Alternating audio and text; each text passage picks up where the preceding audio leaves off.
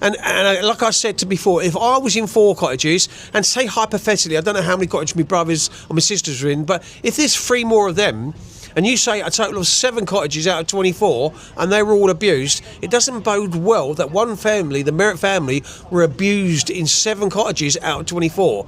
And how many other people were abused in different cottages? Well, it makes you laugh because Shirley Oaks in London, which was next to yours, which paedophiles probably came from Shirley Oaks to your home too.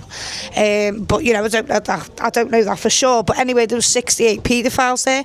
How do you provide jobs to 68 paedophiles in one home? That's a good point, actually, because a lot of it, you know, they're whether it be part-time or come in during the daytime, and you had your living staff and so on and so forth. But yeah, it was horrific. There was a lot involved. The only explanation that I can think of is Shirley Oaks has a document that they're hiding under the 100-year Secrecy Rule Act that they've got a copy of that basically says that the Home Office... Oh, someone's having a party?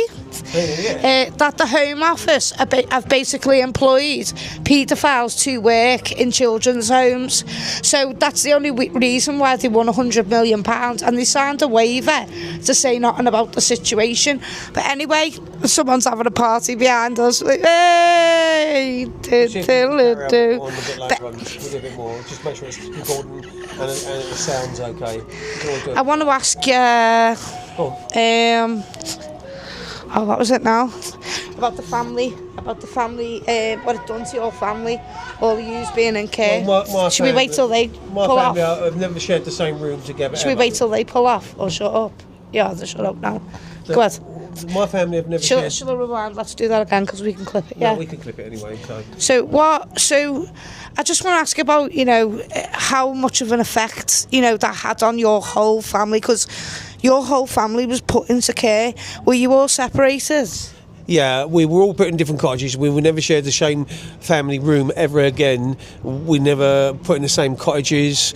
My 2 sisters and my other brother were all in separate cottages.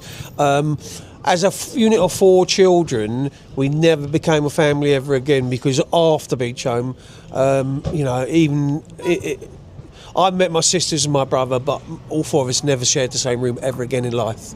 And my sister passed, and that's another story I can tell, because of the love and affection she never got as a child. She wanted children so desperately because she couldn't conceive of a partner. She went on fertility treatment, and I told her if she stayed on it for too long, there is a chance she could get cancer. Margie was an angel and a beautiful woman. She was gorgeous. And she ended up getting cancer, and she passed through a cancer going to her liver, and that was trying to have children and give her the children the love and affection we never had as a young family.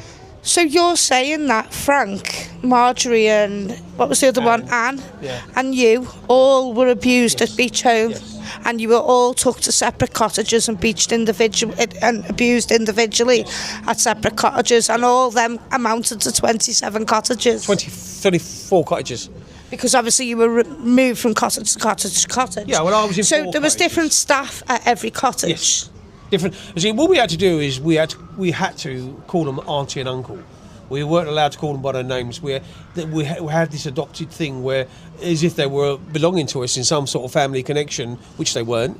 And we had to Absolutely not. You have to call Auntie Grace, Auntie Audrey, or the men uncles. They weren't blood related or anything like that.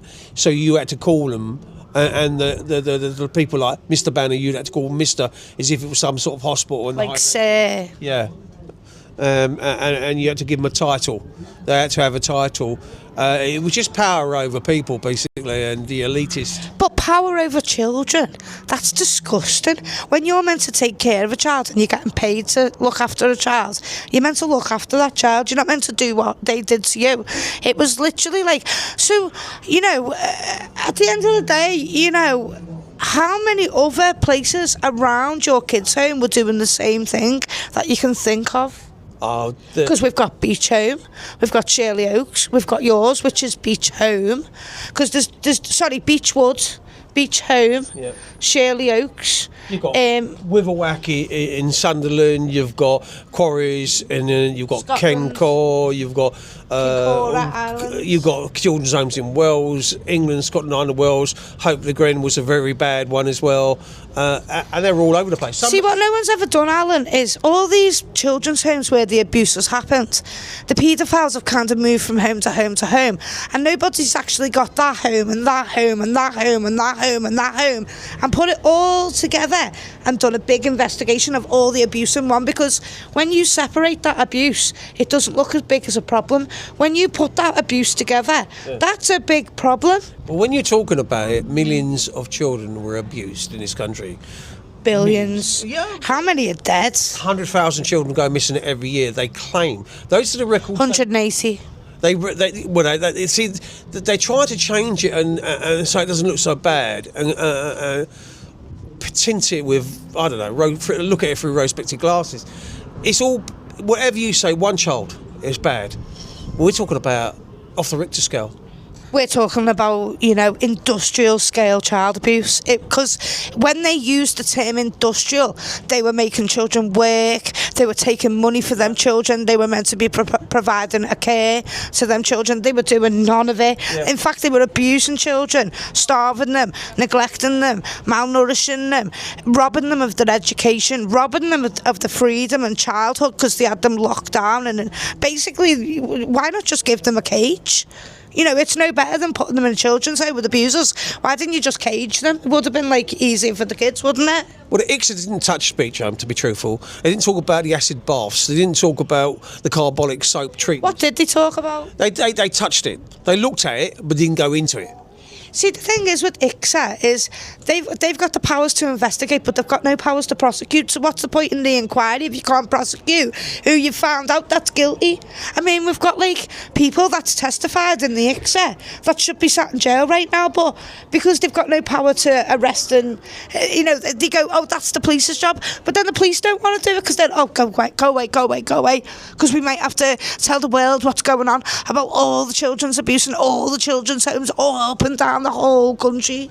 But if you turn around and look, a good scenario here now is like what's happened from Beecham? Nothing, absolutely nothing. Why hasn't it been investigated? Because at the end of the day, they don't want to bring it out because of the people that are involved. Now, this will bring political parties down to the fore.